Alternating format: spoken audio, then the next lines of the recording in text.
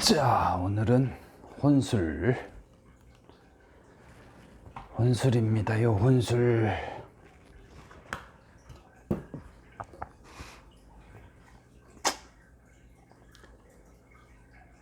이용용용용.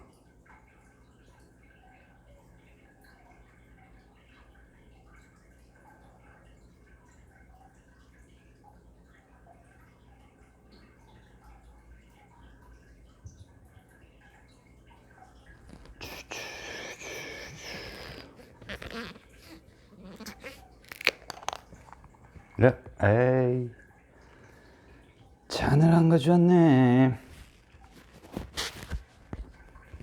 실패.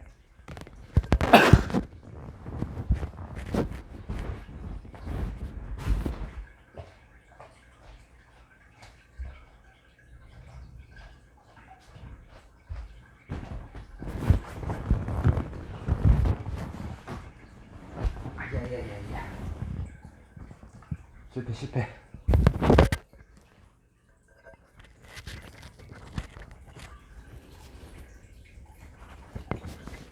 실패.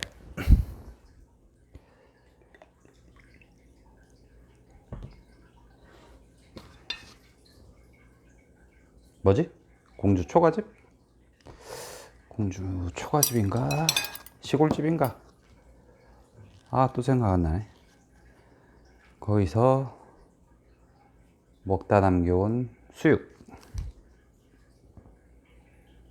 에다가 혼술을 합니다. 아, 자유.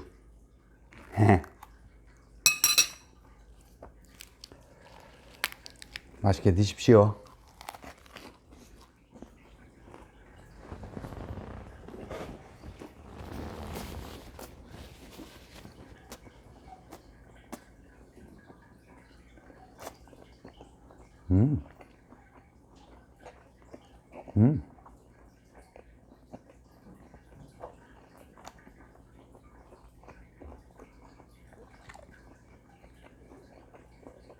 너무 커.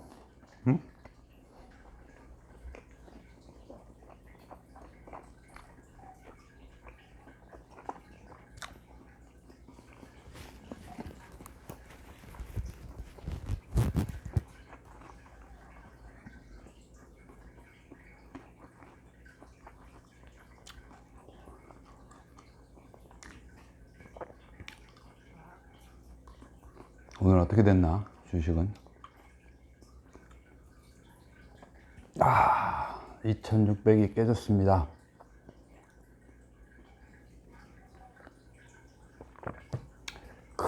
코스닥은 마이너스 0.56%. 코스피는, 아유, 이게 뭐야, 이게. 시가 이렇게 좋았는데. 코스닥, 아유, 진짜 우리나라 거. 왜 우리나라 코스피 코스닥만 못 가냐고. 개인적인 얘기를 하자면 인생을 건 주식이 하나 있는데 2023년이 다 갔으니까 근 4년을 투자한 것 같습니다. 그지? 삼성전자가 시스템 반도체 2030을 외치던 날 불이 나게 꼼꼼하게 그 수혜를 톡톡히 볼 업체가 무엇일까? 찾고 찾아서 샀는데 아직도 마이너스입니다. 아직도 마이너스. 죽겠네 진짜. 남들 다 오르는데. 아씨. 하나마이크론, 한미반도체, 이오테크닉스. 그렇게 좋다고 할 때 난 뭐 했나 몰라. 그거 말고도 요즘 반도체 업체 그렇게 잘 오르는, 최고가, 사상 최고가 나는 게 꽤 많이 나오는 것 같은데 제가 가신 주식은 아직 느려요, 느려. 오늘 52주 최고가를 찍었다가 아주 윗꼬리를 크게 달고 내려왔는데, 52주 최고가를 찍었을 때는 다행히 그때 이제 산 가격보다 좀 높았는데, 다시 윗꼬리를 달면서 아직도 마이너스, 아직도 마이너스. 그래도 괜찮다. 왜? 삼성이 2030년을 포부로 내걸었는데 아직도 4년이나 남았는데, 4년 아니지 6년이 더 남았, 아니네. 4, 5, 6, 7, 8, 9, 0 7년 만 7년 이상 남았습니다. 7년 내에 내가 생각한 목표가가 먼저 오면 수익 실현을 찬찬히 들어갈 거고, 안 온다 그러면 2030년까지는 한번 가보죠 뭐. 삼성이 TSMC를 따라잡느냐? 절대 그렇게 생각 안 하지. 근데 TSMC가 못 쳐내는 그거를 어쨌거나 삼성이 해줘야 되니까, 그거는 그 수의 정도는 봐야지.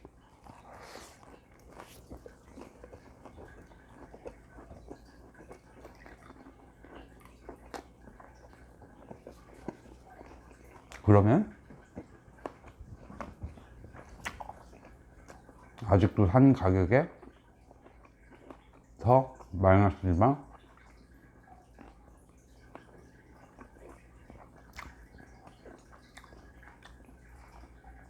3배, 300%. 수익률로 300%인가? 수익으로만 따지면 200%좀 넘고 한 250%의 목표 수익률을 가지고 4년 전에 했으니까 7년 더 기다릴 수 있습니다. 공부해서 파고 파서 하나 골랐는데 뭐 10년 못 기다리나? 그 정도의 믿음 가는 주식은 하나씩은 있어야 되는 거 아니나? 그냥 누가 좋다고 해서 사고 그러지는 않는데, 안 오르니까 속상하긴 하네요. 아휴, 주식은 그렇고 재미나는 유튜브는 없나?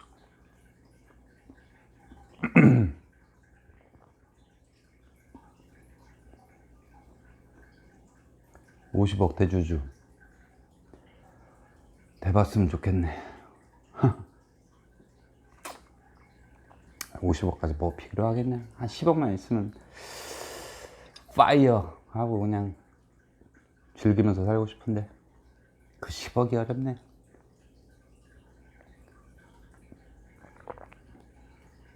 근데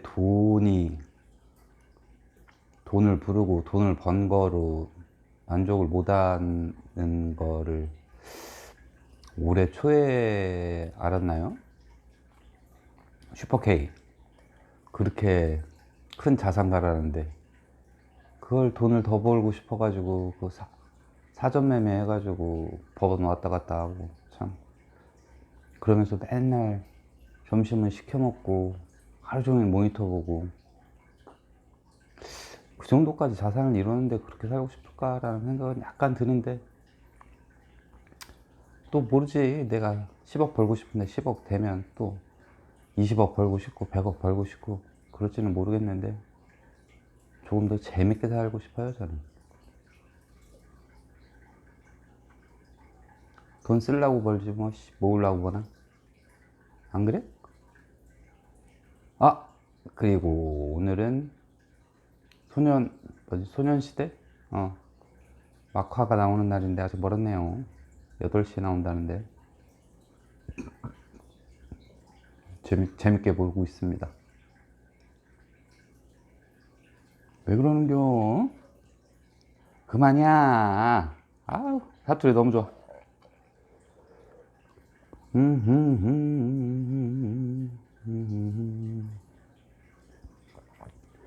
디로디로 디로리 디로리로리로리 도도리. 이 BGM은 내가 그렇게 가지 말라는 어릴 적 오락실에서 가장 인기 있던 게임 원더보이 몬스터랜드, 그 게임의 BGM이죠. 인생 게임이고, 오락실 다녀본 사람, 그 시절에 오락실 다녀본 사람들은 그 게임 모를 수가 없지. 최고의 게임이니까. 너무 재밌어. 그게 요즘에 입에 붙어가지고 그냥 노상 니노니노 니노니 이러고 있습니다. 한 점 더 먹고.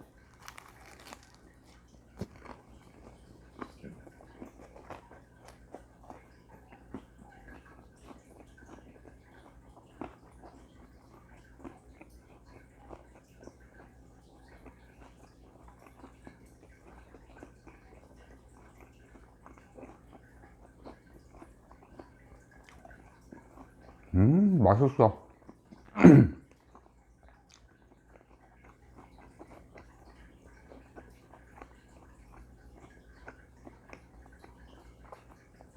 공주에 있는 초가집. 근데 거기서 먹어야 더 맛있어요. 집에서 데워 먹으니까 그 맛은 아니고, 남은 거 포장해 달라고 하니까 승질내요. 거기서 맛있게 먹고, 얼마 남으면 차 안 가지고 가서 소주 한잔 할 수 있으면 거기서 소주에다 먹는 게 최고인 것 같은데, 소주를 먹을 수가 없어가지고 싸우는 바람에.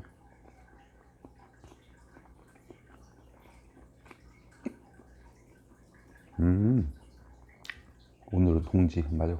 아침엔 동지 팥죽을 먹었지.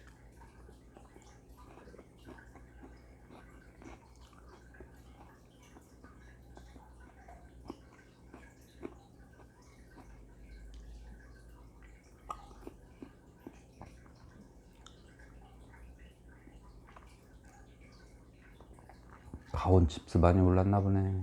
자꾸 뜨는 거 보니까.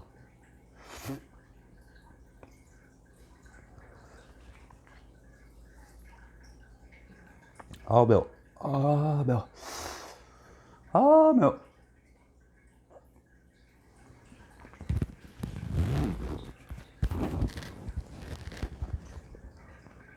아이고 매워. 뭘 봐야 되나?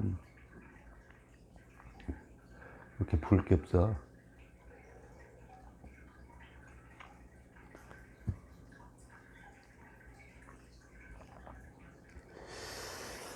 맵다 진짜.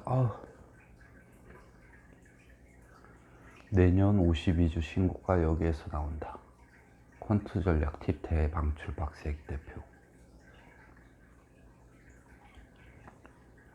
진짜요? 알면 집 팔고 땅 팔고.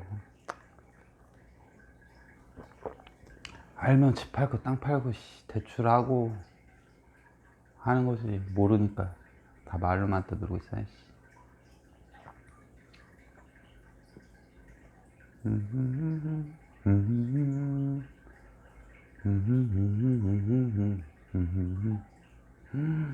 스키 언니,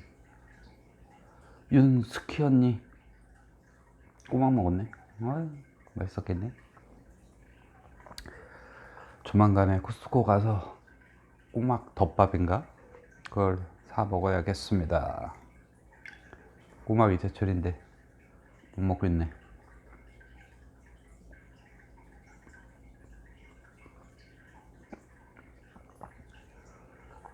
왜 퇴직금은 반드시 IRP로 받으라고 하는 거죠?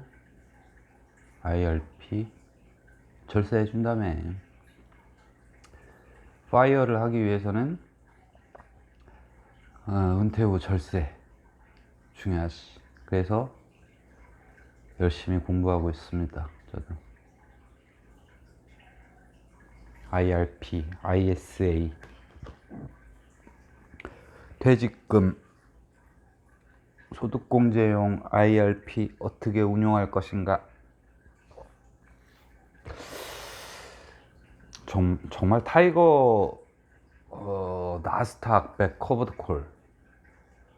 그리고 뭐야, 미국 배당, 타이거 미국 배당 7%인가? 다우 7%?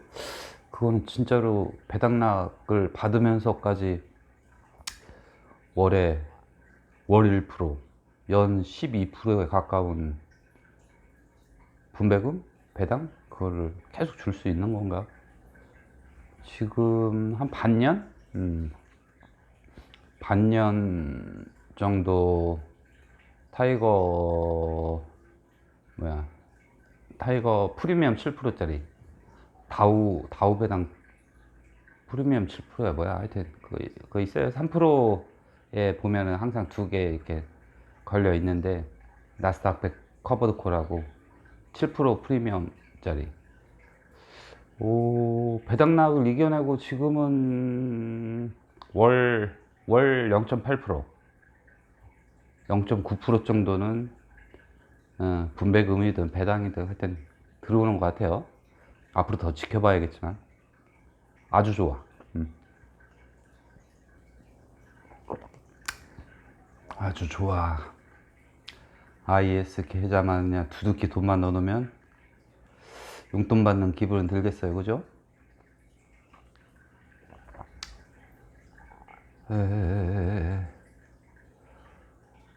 내가 노래를 들으면 안 되나? 뭐 저번에 저작권이 안 된다고.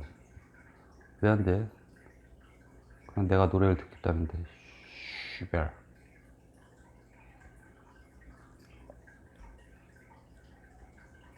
정치는 이동형. 이동형 TV만 보면 돼. 그러죠? 사과즙은 은하수, 사과즙. 먹으면 돼. 정해져 있는 걸 왜 못 하나? 술은 소주, 맥주, 와인 맞네. 안주는? 안주도 종류가 여러 가지네. 하지만 요번 정치는 이동형만 믿고 가면 되는데, 아휴, 그게 안 되네. 그게 안 돼. 이동형이 원하는 정치가 안 돼. 에이, 민주당이 너무 기득권 당이 돼버려가지고 배치 계속 다니까 이것들이 그냥 아주.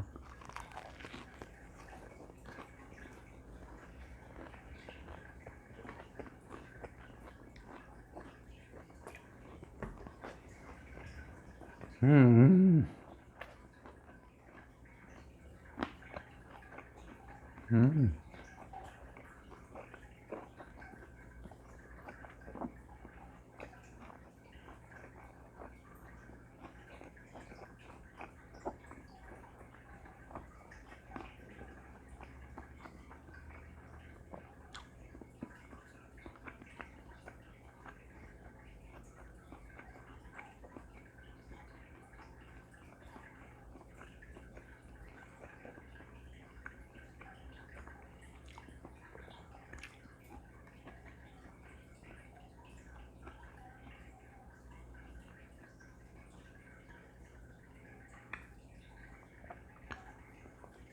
갑자기? 동영상에 월 13,900원, 음악에 월 7,900원, 게임에 월 6,000. 청담동 술자 이사하시죠. 지난해 7월 19일 20일 새벽 김엄마가 왜 청담동 한동훈 얘기를 하지? 청담동에 있는 어떤 술집에 윤석열이 왔고 한동훈이 왔고 김현장 변호사 30명이 왔어요. 오후리 안쪽에 있는 걸로 알고 있는데.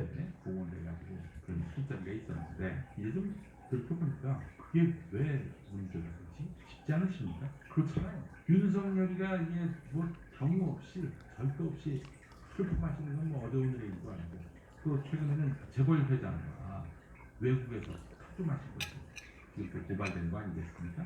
근데 왜 그 뉴스에 우리가 놀라고 분개했는지 잘 모르겠어요. 자, 어쨌든 지난 7월 19일 밤 또는 7월 20일 새벽 윤석열 행동은 법무법인 김현장 변호사 30명이 함께 모여서 술 마셨다. 이걸 강진구 기자가 대표로 있던 신노원 박판사가 보도했습니다. 그런데 이 보도는 사실이 아닙니다. 그지. 없었습니다. 너는 그쪽이 아니잖아. 또 김용민 TV, 김주일 TV가 만든 주진석 음. 인터뷰에 응한 첼리스트 말에 따르면 비슷한 술자리는 있었지만 윤석열과 한동훈은 없었다 이렇게 이야기했습니다. 이제 문제가 된 거는 이제 첼리스트가 그 당시에 동거했던 사람한테 7월 20일 새벽에 전화를 걸어서 윤석열과 한동훈과 김현장 변호사들과 함께하는 술자리에 내가 있었다. 여기서 내가 연주했다. 이렇게 말한 것인데 그럼 그때 말은 뭐냐? 나중에 첼리스트가 경찰 나가서 무슨 사실이 아니다. 라고 이렇게 이야기를 합니다. 자, 관련해서 한동훈은 나는 그런 술자리에 간 적이 없다. 라고 밝혔고 그리고 송남동 술자리 관련한 민사 손해배상 소송을 보도했던 강진구 제보 그러니까 이제 첼리스트의 전 의원 그리고 김의겸 의원이 그래서 이제 지지를 했던 거 아니겠습니까? 김의겸 의원에 대해서도 민사 손해배상 소송을 걸었고요. 어제는 첫 공판이 있었습니다. 이 청담동 술자리 관련한 그 민사 손해배상 소송이 또 있습니다. 뭐냐면 지난번 조정이 불발로 끝난 손해배상 소송인데요. 원고가 이미키 씨입니다. 이상의 날개라는 노래를 만든 불른 이미키 씨고요. 그 이미키 씨의 업장에서 이런 술자리가 있었다라는 게 이제 강진구 기자 등이 주장했던 건데 이미키? 청담동이 아니라 논현동이에요. 네. 근데 이미키 씨는 그런 일 없었다라고 분명히 얘기를 했는데 계속 기자들이 와가지고 그 앞에서 뻗치기 하면서 사실대로 연기하나 이랬던 모양이죠. 그 반발을 해가지고 그래서 이제 법탐사가 이미키 씨 업장을 지목하면서 여기서 술자리가 있었다라고 보도를 했어요. 이와 관련해서 이미키 씨가 영상 내용 그 영상 비공개하라 이렇게 가처분 신청을 했고요. 법원이 그걸 받아들였습니다. 자, 그러자 이미키 씨가 강진구 등에 5억 원의 민사소송을 냈어요. 그러니까 가처분 신청을 법원이 받아들였으니까 자기 말을 법원이 인정해 준 거 아닙니까? 그래서 이제 가처분 신청을 낸 거예요. 근데 지난번에 그 조정 기일이 있었는데 그 조정 안 받았다. 이랬어요. 강진구 기자 등이. 그렇게 해서 이제 결국에는 본 재판에 들어가게 된 건데 사실은 강진구 기자 등은 청담동 술자리와 관련해서 사실이 아니었다. 다만 그렇게 의심할 만했다. 이렇게 나오는 게 제가 보기에는 가장 현명한 처신인데 그렇게 나오지 않고 있습니다. 여전히 그건 사실이었다라고 이야기하고 있는 것 같아요. 뉴탐사 까는 거구만 결국엔. 10월 24일 그지? 허위사실 명예훼손으로 송치됐습니다. 경찰이 검찰에다가 이 사람 기소할 만하다라면서 허위사실 용민이가 왜 송치됐습니다. 청담동이 사실인 것처럼 얘기 안 했네. 한동훈 강진구 기자가 일단 청담동 술자리가 없었음에도 불구하고 있었다라는 허위 사실을 얘기했고 그리고 그 술자리가 없었음을 알고 있었다. 그러니까 허위 사실인 줄 알았다. 아울러 한동훈을 비방할 목적으로 허위 사실을 말했다. 세 가지가 다 이제 인정이 돼가지고 허위 사실에 의한 명예훼손으로 송치됐습니다.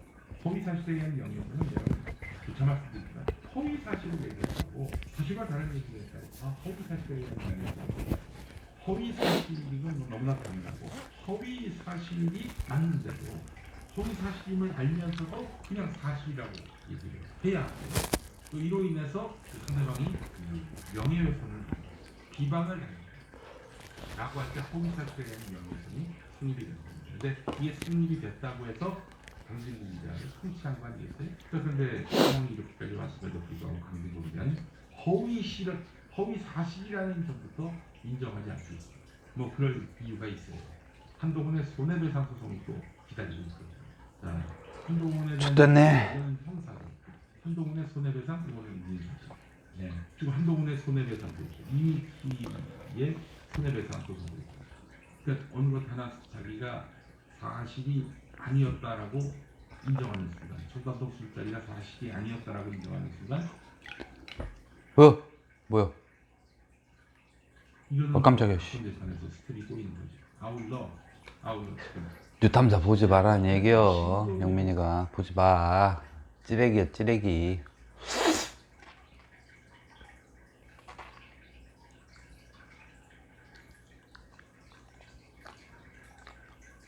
뉴스.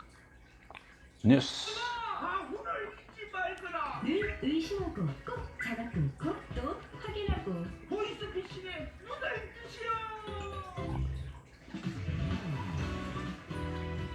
생방 아니야 이거?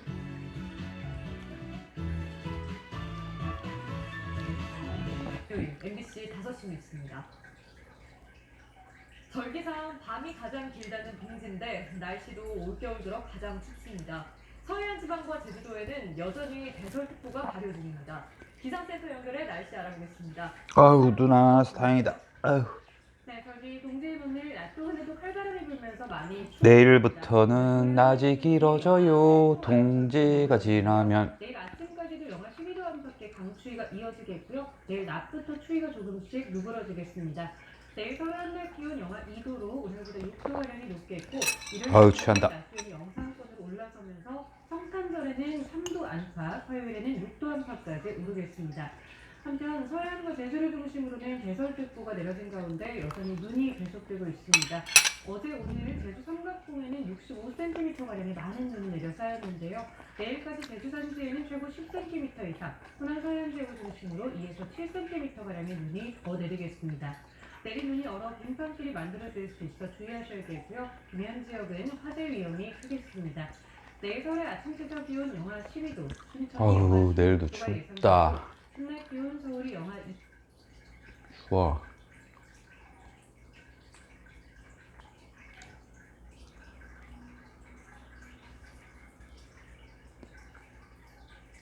한국 주식 사는 게 무서울 수밖에 없는 이유. 저번에 누구더라? 김학주. 한국 주식? 한국 CEO가 엿 같아서 그런가? 기업가 정신이 없어. 이씨. 자본가 정신만 있고.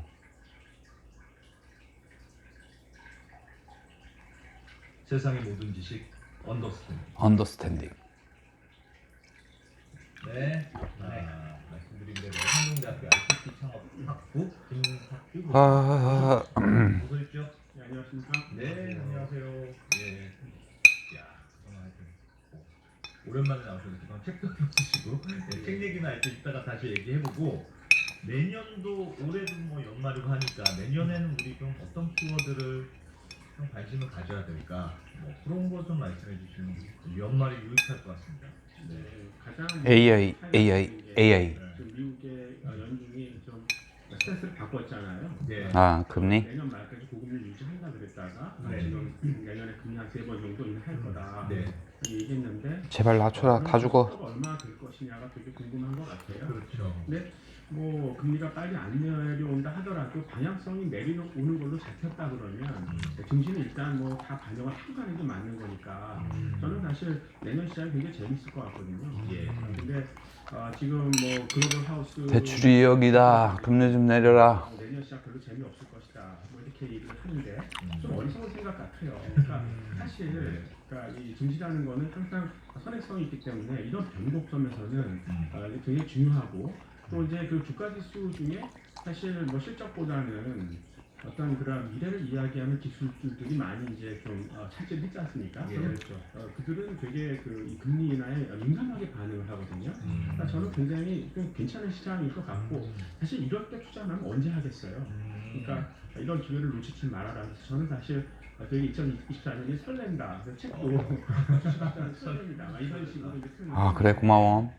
예, 금리가 떨어지면 일단 2024년이 설렌다고? 그 제품 가격이 올라가는 속도가 빠를 테니까 예. 내 것도 좀 가자. 씨. 쪽에서 굉장히 수혜가 많이 될 거예요. 제가 그랬습니다. 아내는 살림을 하고 노후는 내가 책임진다. 그렇죠. 어, 지금 뭐 문주라는 3년인지 4년인지 거의 말년 초반에 뭐라고 했지만 입장이고, 증권이다. 예, 그리고 수익이 1도 없습니다. 예. 아우 지겨워 진짜. 씨. 지금 말씀드리겠습니다만 약간 좀 그래도 버틸 수 있습니다. 2023년까지. 근데 지겨워 솔직히. 가장 그들이 타격을 받겠죠. 예. 근데 민주당이 좀 내가 3년을 빨리 본 거야. 4년을 빨리 본 거야. 하하.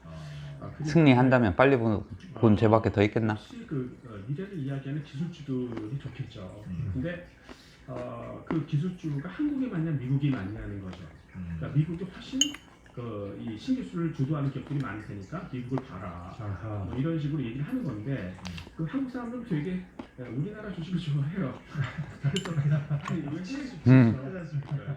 주식을 좀 싫어하는 이유가 양도세 때문에 좀 그런 것 같아요. 근데 일단 뭐 투자는 일치하는 게 더 중요하지 않습니까? 근데 이제 채권 장점이 뭡니까? 채권은 사면 내가 만기까지 갖고 있으면 네. 구입할 때 그 수익률이 보장된다는 거잖아요. 그렇죠. 그럼 주식의 장점은 뭡니까? 많이 오른다는 거. 많이 올라. 업사이드가. 성장이 있다는 거잖아요. 하이리스크 하이리턴. 기업은 실적을 내고 이익을 내는 만큼 잘하잖아요. 예. 그러니까 기다리면 된다는 거예요. 근데 기다리면 되냐 진짜? 무너지는 것도 있잖아요. 그렇죠. 성장이 그러니까 이런 그 기다릴 수 있는 주식, 믿고 기다릴 수 있는. 야 어떻게 내가 인트로를 이렇게 깔았을까? 예. 원금 잃어버리면 안 되니까. 예. 학주형 고마워. 그런 주식들이 미국에 훨씬 많다는 거예요. 음. 그러니까 오늘은 예. 왜 이 한국 주식이 조금 헤매는가? 왜 우리 증시가 아사리판이 됐는가? 내가 산 주식이 기다리면 되는 주식일. 저 얘기를 좀 하고 싶습니다. 그러니까 아유, 좋습니다. 일단 뭐 2024년 아, 그렇게 될 거야, 분명. 될 수밖에 없어. 난 잘 골랐거든. 템베거를 원하는 사람들은 뭐 2배, 3배가 별건 아니지만 공화당이 이기면 뭐 아까 말씀드렸듯이 아우 내 주식 인생에 3배 먹으면 3배를 계좌에 찍히는 걸 보면 진짜 어마어마한데. 근데 공화당 그 하원 의원들이 지난 6월달에 어떤 법안 하나 발의했어요. 예. 그러니까 이 암호화폐가 결국 이제 증권인지 상품인지를 그 가리는 거는 그러니까 뭐 발행하는 사람이 알아서 하긴 하라. 그러니까 이 미국 그 증권관리위원회에서 너무 규제를 심하게 안 하고 사실 그거 통해서 서로 부가가치를 만들면 미국도 좋은 거 아니냐. 그 혁신이 있다 그러면 그냥 내버려두자. 뭐 이런 쪽으로 암호화폐가 얘기를 뭔 하는 거거든요. 경제 성장을 일으키냐? 아무래도 조금 이 제도권을 위협할 수 있다. 거래만 하는 거지. 유태인 그 금융자본에 가까우니까 예. 그런 부분도 좀 있는 것 같고. 그러니까 공화당이 조금 더 자유시장주의에 가까우니까 예를 들면 블록체인이나 이런 코인 쪽도 조금 자유롭게 나을 거 아니거든요. 그렇죠. 그러니까 아무래도 이 금융자본이 블록체인이 중요하면 블록체인을 만드는 회사가 국가가 떠야지. 블록체인 그게 왜 떠? 예. 이런 얘기고 민주당이 되면 당연히 이제 친환경 쪽으로 이제 더 이제 같이 들어갈 거 예. 공화당이 좀 된다 그러면 이제 뭐 슈엘가스, 그러니까 이제 예. 뭐이 오일 메이저라든가 뭐 국방주 뭐 이런 쪽이 좀 부각이 되겠죠. 근데 가장 뭐 관심 있는 건 금리 인하잖아요. 예. 그렇죠. 이제 미국 연준이 내년에 연말까지 3번 내릴게 25% 이렇게 얘기했지만 지금 뭐 거래소에서 반영된 컨센서스로 보면은 전반에 3번, 후반에 3번. 아휴 혼술도 맛없다. 그래서 연말에는 한 3.75에서 술도 시겹네. 그 정도까지 내리지 않을까? 저는 사실 그보다 더 내릴 것 같거든요. 더 내릴 거예요? 그래서 그래 더 내려 금리를. 지금 저는 사실 고금리가 인플레를 하여튼 저금리 않았어요. 그러니까 기조를 원하는 얘기하던 사람이니까. 되면서 고금리 유지했지 않습니까? 근데 그 지금 고금리 금융비용이라는 것도 굉장히 대표적인 이 비용이거든요. 그렇죠. 근데 지금 인플레 원인이 코스트 푸시 인플레이션이었잖아요. 비용이 올라간 거잖아요. 그렇죠. 거기다가 기름을 부은 거라는 거죠. 근데 사실 고금리를 해서 수요가 억제되었다. 근데 인플레 오기 전에 수요가 그렇게 좋지 않았어요. 그러니까 억제할 수요도 없었다는 거죠.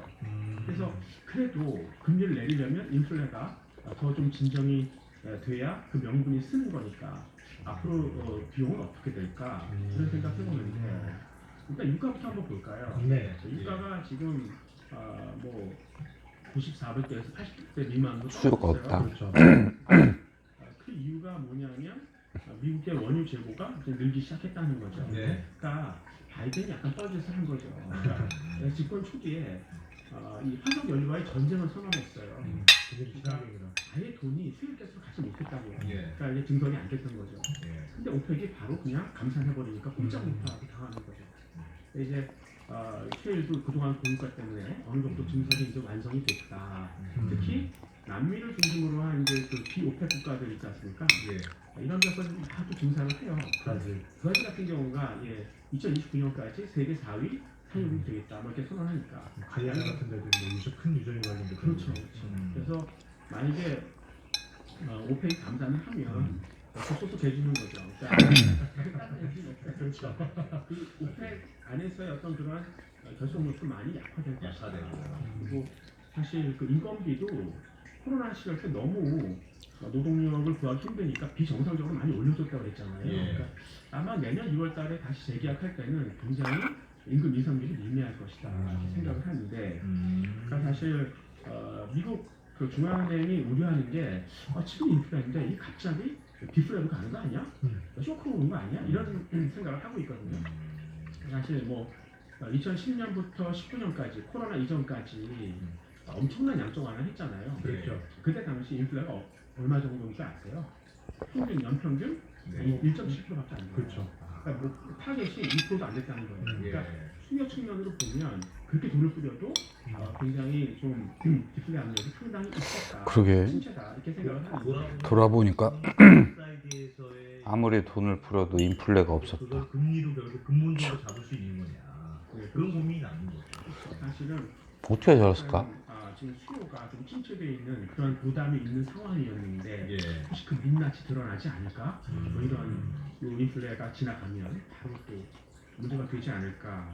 그리고 이제 특히 미국의 그 부실기업 부도율을 보면은 예. 역사적으로 한 4.5% 정도 됐었는데 지금은 4.9%로 치고 올라왔어요. 그건 금리의 영향을 받기 시작한 거네요. 그렇죠. 이제 고금리를 못 견디고 허덕허덕거리는 애들이 나타나기 시작한다는 거죠. 예. 그 다음에 내년 1월달에 돈을 그렇게 풀어도 왜 이거 그냥 방치하면 14% 코로나 되는 거예요. 전까지는 이제 더 이상 좌시할 수 다 없고 자산 시장으로 갔을까? 상품에는 인플레가 안 되고. 그래서 신기하네. 이제는 중국 때문인가? 본격적으로 내릴 때가 되었다. 네. 근데 이제 금리 내리면 아무래도 기술가 다이소 공장, 중국. 지금은 아니지만 여전히 이제 다 만들어. 씨.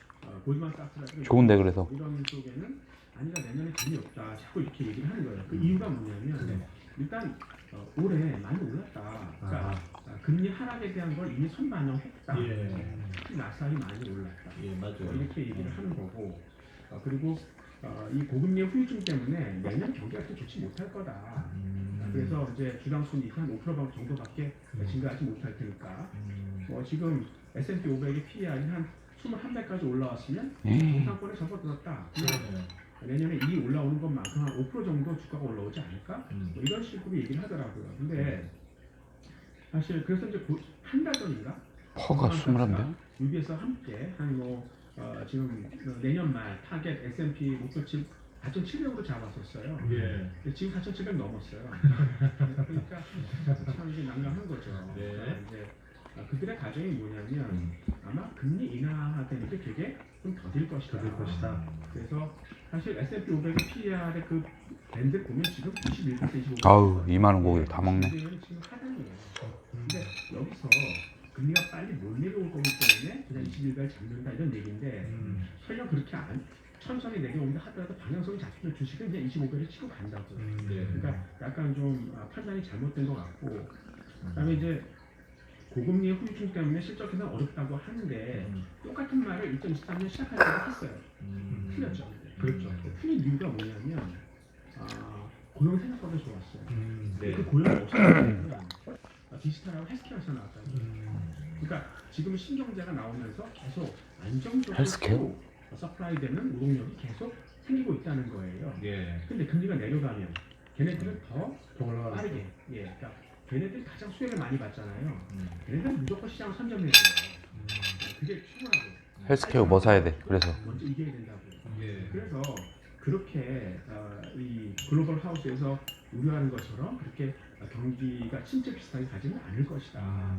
또 틀리지 말자. 뭐 이런 생각을 갖고 있는 거고요. 그래서 이제 예. 시장에서 지금은 뭐 그냥 뭐 주식보다는 채권을 사세요. 그것도 당장 부도율이 높아지고 있으니 국채를 사세요. 이렇게 얘기를 하더라고요. 사실 하이 보기가 난 것 같아요. 그러니까 신용 등급이 낮은 채권 있지 않습니까? 예. 높은 금리의 채권. 예. 그걸 지금 사는 게 나을 것 같아요. 그래서 왜냐하면 이게 이제 슬슬 금리가 낮아지면서 돈 구하기 쉬운 분위기로 가잖아요. 예. 그렇죠. 안 망해요. 금리가 그래서 낮아지면 그런 기대가 생기면 그럼 사실 돈 구하기 쉬워지니까 예. 차라리 그냥 하이 일드 본드, 그러니까 금리 떨어지는 것뿐만 아니라 크레딧 스프레드 같이 떨어지죠. 예. 그렇죠. 그 효과가 훨씬 크다고 생각하는 거죠. 그래서 물론 이제 장기 채권 좋습니다. 동의합니다. 근데 저도 기술주가 더 나은 것 같아요. 그리고 제가 이제 조금 기대를 갖는 거는 이 기술주 중에서 지금 거의 넥스트 제너레이션. 일이 있어요. 예. 예를 들어 플럭파워 같은 경우도 수소 관련 플러그 파워가? 자금난에 시달렸다고. 니콜라는? 때문에 못 견디고. 근데 걔네가 이제 하루에 뭐 주가가 40%씩 빠지고 막 그랬었죠. 예. 근데 그런 애가 살아 돌아오면 어떻게 될까요? 이런 쪽으로 좀 관심이 생기는 거죠. 금리가 낮아지면서. 확실히 금리가 나가 전체적으로 통풍은 돌겠죠. 네네. 근데 이제 궁금한 게 예를 들면 미국도 지금 이제 교수님도 생각하는 시나리오가 생각보다 미국 괜찮아요. 생각보다 잘 버티고. 그래서 금리를 그러니까 지금 경착륙이 아니고 연착륙이 가능할 거다. 그게 이제 연준도 얘기하는 거. 플러그 파워는 그렇게 얘기하는데 선취매 후 연착륙 가능하면 경제 미국 경제 그렇게 나쁘진 않아. 좋아질 수도 있다라고 얘기하는 거 아니야? 그렇게 많이 내릴 필요가 없잖아요. 그렇죠. 그러면은 오히려 역설적으로 시장이 막 금리 이렇게 많이 내리면 이런 걸로 안 가고 오히려 좀 애매한 연착륙에 금리도 애매한 온화하게 내립니다. 그래서 이제 주식시장도 온화하게 올라가요. 근데 그렇게 볼 수 있어요. 설명드린 대로 예. 지금 이제 부도기업이 늘어났다는 거는 이제 슬슬 바닥이 보인다는 거거든요. 그지? 기업의 체력에 바닥이 보이니까 이런 부도기업이 것들을 놓아가지고 뉴스에 떠야지. 뭐 저기 파이낸셜 크라이시스가 온다. 이런 거를 미리 이제 잘 막아야 되잖아요. 예. 그렇죠. 정부는 그런데 훈련이 잘 돼 있어요. 그러니까 현재적으로 아마 해결을 할 거고 아까도 좀 말씀드렸지만 사실 기저에 있는 수요로 보면 거의 디플레 압력이 크기 때문에 예. 인플레에서 디플레로 바로 가버리면 그 쇼크가 오지 않습니까? 예. 그걸 막기 위해서라도 빨리 선제적으로 대응을 할 것이다. 선제적으로. 그러니까 그렇게 대응을 안 하고 지금 말씀하신 대로 천천히 내린다 하더라도 증시는 어차피 내릴 수밖에 없다고 생각하는 거죠. 그러니까 시간의 문제다. 그러니까 미리 반영하고 가버리거든요. 예. 그러니까 일단 증시는 역시 순발력이 있어야 돼요. 그러니까 이럴 때는 이 변곡점에서는 이제 일단 먼저 사고 보는 게 맞을 것이다. 저는 생각하는 거고요. 그다음에 어떤 분들은 이제 이 금리 인하가 시작되면 돈이 미국에서 밖으로 나온다. 그럼 한국도 괜찮은 거 아니야? 맞아요. 그렇게 올라갈지도 올라갈 예. 것이다. 예. 이렇게 생각할 수 있어요. 신흥국이 보통 더 괜찮은 거 아니야? 금리가 낮은 국면에서는 그런 생각 많이 해요. 예. 근데 저는 좀 거꾸로 생각하는데요. 그러니까 앞으로 이제 금리가 내려서 가장 좋아할 때가 기술주들이잖아요. 그렇죠. 그러니까 미래 실적을 이야기하는 기술주들이 예. 가장 좋은 거죠. 예. 근데 한국에 그런 기술주들이 있냐는 거죠. 그러니까 지금 인류의 문제가 뭐냐면 빚이 늘어나요. 그러면 이제 그럴수록 더 스마트하게 비용이라도 절감해야 되니까 예. 스마트하게 살아야 되는 거죠. 그건 맞아. 그다음에 이제 경제활동 인구가 줄어요. 그러면은 노동력이 부족하지 않습니까? 예. 그걸 극복해야 되죠. 그다음에 원자재나 뭐 에너지가 모자라요. 그럼 이런 문제를 해결하기 위해서 어떤 그런 극적인 생산성 개선이 필요한 거죠. 예. 신기술이 필요한 거죠. 그러니까 누가 지금 드라이브 하고 있냐고. 그러니까 결국 우리나라 미국의 그 중심에 있는 빅텍들이 하고 있는 것들이죠. 그래서 이런 것들이 잠시 있다가 사라지는 게 아니라 계속 지속될 거라는 거죠. 근데 증시가 올라가기 시작하면 굉장히 오랜 랠리가 시작될 거예요. 그러니까 기술주 위주의 랠리가 다시 오랜 기간 된다는 거죠. 뭐지 여러분들이 뭘 잡아야 되냐는 아유씨 그래서, 로버트. 근데 우리나라에서 자꾸 찾지 말고 그 중심에 있는 그 팀의 중심에 있는 그런 미국의 그 빅텍을 찾아라 이런 얘기고 한국에서 투자를 하고 싶으면 채권 괜찮아요. 근데 이제 채권 중에서 구차하지 마시고 그냥 보스턴 다이나믹스, 현대. 좀 메자닌 같은 거 있잖아요. 좀 하이드 보드 같은 거. 예, 예. 저는 한 달 전인가 그때 뭐 대유 AP라는 전환사채가 있더라고요. 그거 저 거래소에 상장돼 있어요. 예. 여러분들이 쉽게 살 수 있다고요. 근데 음? 8,900원인가 그렇더라고요. 예. 전환사채를 살 수 있다고? 있었어요. 그러니까 그건 중도 상환할 수 있는 옵션이거든요. 네. 상환하면 1년밖에 만기가 안 남아요. 근데 8,900원에서 10,000원 가는 거잖아요. 예. 1,100원 그냥 먹는 거죠. 그러네. 시세 차익이에요. 세금도 없어요. 그리고 이제 보장 수익률 4% 되는 거죠. 그럼 이 기업 망하지만 않으면 그러네. 1년 안에 16%를 먹는 거예요. 그러니까 이런 기회가 많아요. 근데 여러분들이 자꾸 이제 은행에 예금하기는 너무나 수익률이 낮고 예. 전환사채 보고 하는 건데 개인 살 수 있다고? 오케이. 그냥 뭐 예를 들어 참고하겠습니다. ELS, ABS, 파생 상품 같은 거 하잖아요. 네. 그런 거 하지 마시라고. 그러니까 이렇게 전환사채를 그냥 스트레이트포워드하게 그냥 사시는 게 낫다는 거예요. 오히려. 그러니까 우리나라 전환 자체가 위험하면 그게 더 위험할 수도 있지. 다운될 수도 있을 텐데. 인파가 안 됐어요. 프라임 브로커도 약간 좀 질이 떨어진다고. 그리고 이 사실 그런 이 기관들이 그런 실력도 안 돼요. 그러니까 이번에 사실 ELS 해가지고 낚인 돼가지고 굉장히 많은 분들이 고생을 했죠. 그러니까 설계 구조도 잘 모르는 이런 파생 상품을 하지 마시고 차라리 그냥 그러니까 조금 신용도율이 낮은 채권이지만 짧은 만기의 채권을 사시는 게 훨씬 낫다. 그런 걸 좀 말씀드리고 싶습니다. 전체적으로 이제 부도율이 낮아질 테니까 금리가 낮아지는 구간에서는 그다음에 이제 좀 단기 채권이면 그 사이에 나오는 직접 투자? 그렇죠. 그런 것도 있고. 직접 채권이든 직접 주식이든 그래. 아 그래요? 완전 우리 일반적인 상식은 금리가 내려가는 국면에서는 어쨌든 신흥국 증시의 투자가 그동안 또 미국 달러가 워낙 높았으니까 미국 달러가 좀 떨어지고 그러면 전체적으로 돈이 미국에서 신흥국으로 퍼져나갈 거야. 한국이 그동안 되게 소외됐는데 괜찮을 거야. 이렇게 생각하고 그 기업의 기술이 있느냐 없느냐를 따져보면 한국이 냉정하게 기술이 얼마나 있느냐. 그렇죠. 그리고 뭐 사실 2010년부터 2020년, 그러니까 그 코로나 이전까지 일방적으로 미국이 우세했어요. 그렇죠. 그러니까 이제는 이제 신흥국으로 돈이 올 것이다라고 생각하는 분들도 계시는데 그 2010년부터 20년까지 미국으로 돈이 간 구조적인 이유를 본다 그러면 여전히 그게 계속 지속될 수밖에 없다. 그렇죠. 그렇게 생각을 하는 거죠. 야 실리콘밸리도 다 부도나는데 신흥국으로 오겠냐? 우리나라 네이버 카카오는 어떨까요? 네이버 찬양이야? 그러니까 증시가 인공지능. 이제 그 무너지는 이유에 대해서 오늘 얘기를 해야 되는데 코스피의 지난 10년 동안의 수익률이 그러니까 시세 차익하고 배당 수익 두 개 합해가지고 연평균 3.6%예요. 그렇군요. 이런 다른 나라랑 비교했을 때 최하위 수준이라고. 유럽의 FTSE 100, 그다음에 중국 CSI 300, 걔네들이 한 연 5%씩 냈었거든요. 야 유럽보다도 안 됩니까? 유럽보다도 낮았어요. 와. 그리고 미국의 S&P 500이 11.6% 제일 높았고요. 그다음에 일본의 니케이 225도 9.9%까지 됐었어요. 그러니까 아베노미스가 나오면서 기업 지배 구조가 개선됐잖아요. 그것 때문에 많은 돈들이 들어왔었죠. 근데 그러니까 2010년대 한 초반까지 제가 활약하던 때죠. 그때는 뉴욕이나 홍콩 쪽에 그래도 한국말하는 애널리스트가 한 명씩 뒀던 것 같아요. 기관이. 한국 시장을 관심을 갖고. 그렇죠. 우리나라가 매력적이었다는 얘기죠. 그때는 기업들이 주로 성장기나 성수기 초기 굉장히 아주 좀 탄력적인 삼성 막 올라가고 막 그렇죠. 그랬지. 근데 참 재밌었어요. 걔도 활동하기가. 근데 이제 그 이후에 굉장히 빨리 늙었어요. 그래서 지금은 쇠퇴기로 많이 접어들었죠.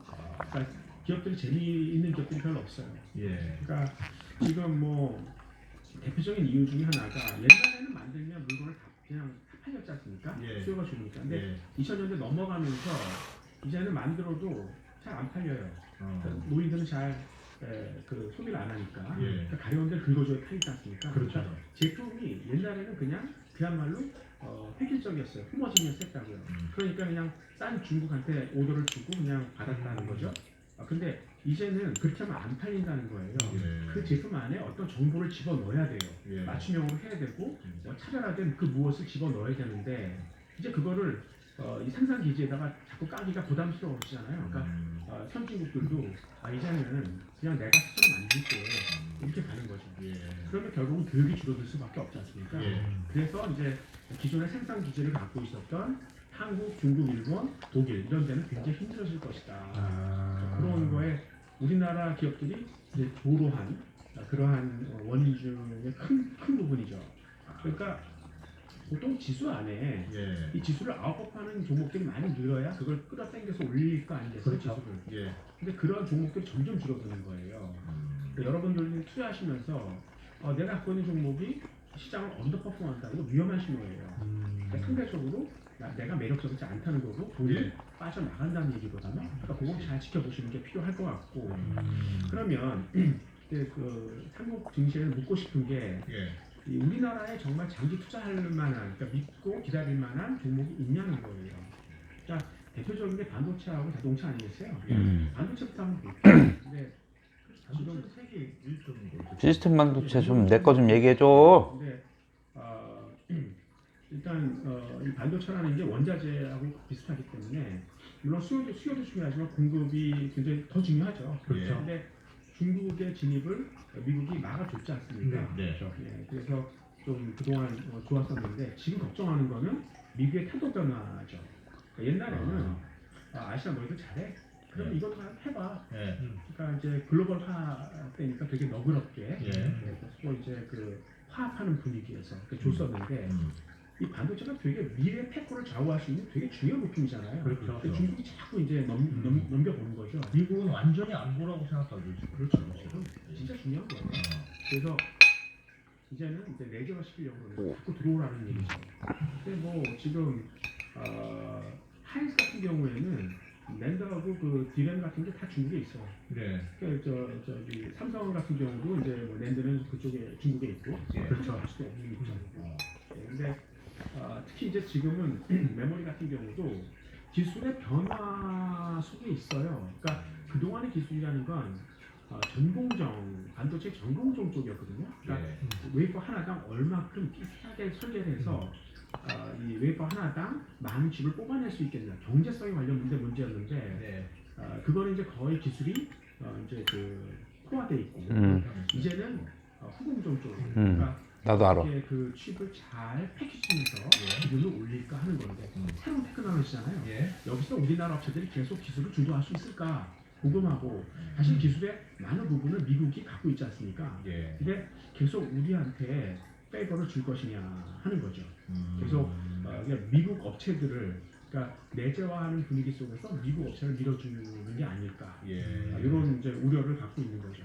그래서 지금은 조금 어떤 그런 불안 속에 있는 거고 예. 그럼 우리는 그냥 비메모리로 갈까 그랬었는데 그러니까 2019년에 이재용 회장께서 그냥 그냥 한다고 했죠. 열심히 하겠다고. 내가 이제 3년 안에 예. TSMC를 따라잡아서 비메모리 파운드리는 넘버원이 될 거다 이렇게 얘기했는데 오히려 그 기간 동안에 예. TSMC의 점유율은 더 올라갔죠.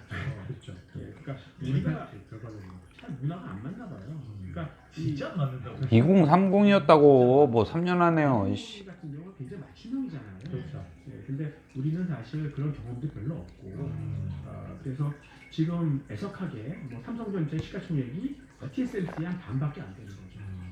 그래서 참 그런데 비메모리 파운드리 같은 경우도 인텔이 치고 올라올 것 같아요. 예. 그러니까 지금 이쪽에서 1등은 TSMC, 2등 삼성, 3등 SMIC라고 중국 업체거든요. 근데 인텔이 올라오지. 인텔을 미국이 이제 당연히 밀어줄 거고 이 인텔은 이 비메모리를 설계까지 해본 애들이라고요. 잘 알아요. 그래서 이제 그 외부 수주 경험도 있고 그다음에 심지어는 노광 장비까지 사용할 줄 알아요. 그러니까 얘네가 새로운 독창적인 이런 생산 방법을 개발할 수 있는 애들이라고요. 그러니까 미국이 지원까지 해준다고 그러면 얘네가 굉장히 빠르게 치고 올라올 거다. 뭐 이런 생각이고 이번에 메모리 수요를 보게 된다면은 서버나 모바일 PC 이렇게 딱 세 가지 아니겠어요. 근데 모바일 PC는 이미 수요가 약간 포화된, 그러니까 약간 좀 정체된. 휴대폰 잘 안 바꾸죠. 그렇죠. PC는 뭐 이미 맛이 났고. 예, 그러니까 휴대폰 왜 안 바꾸세요? 너무 좋아서. 너무 좋아요. 그렇죠. 그리고 고장이 안 나. 비싸잖아요. 비싸죠. 뭐 비싼 걸 한번 샀는데 구매력이 한계가 있는 거니까 오래 써야 되는 거잖아요. 그리고 말씀하셨듯이 고장도 안 나고. 그러니까 기능이 별로 가까이지도 않고. 주기가 길어지면서 좀 수요가 없는 거잖아요. 그럼 다음번 뭐 그 새로운 콘텐츠가 뭐가 나올까? 온데바이스라고 하잖아. 2026년 이후에나 뭐 자동차 그 자율주행, 자율주행이 되면 뭐 자동차 하나당 반도체 수요가 5배나 올라온다는 거예요. 근데 그거는 그 이후죠. 이거죠. 그 중간에 과도기에는 뭐 혹시 뭐 2025년이면 지금부터 준비해야지. 휴대폰으로 들어올 수 있을까? 근데 쉽지 않아요. 그러니까 이게 속도가 이 통신 속도가 빨라져야 되거든요.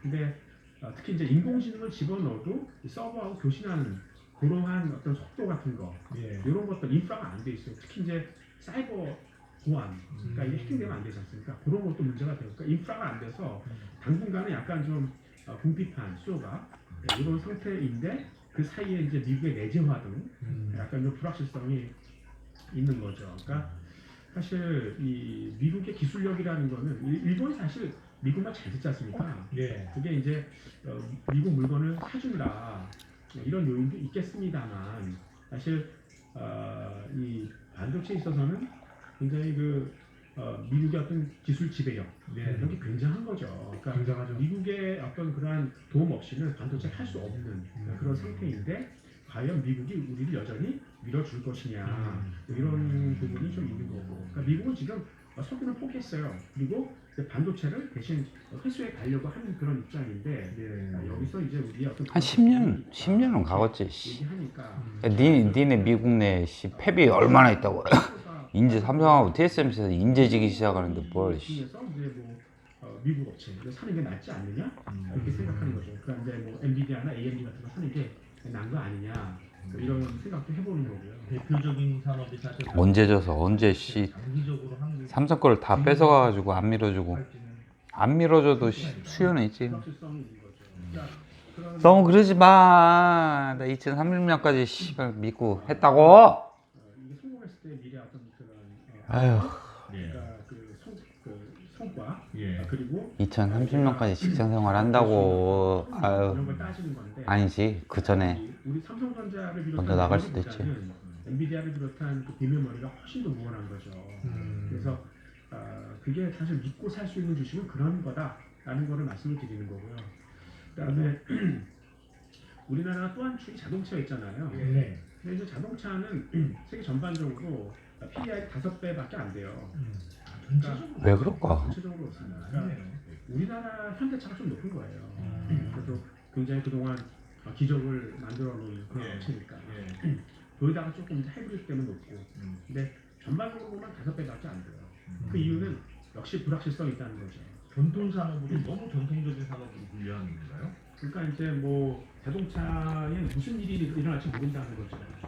그러니까 일단 수요부터 볼게요. 그러면 지금 인류가 좀 더 스마트하게 산다 그러면 굳이 어디 가서 한 대 모여서 일을 해야 되냐는 거죠. 그냥 디지털 가상 공간에서 일할 수 있지 않습니까?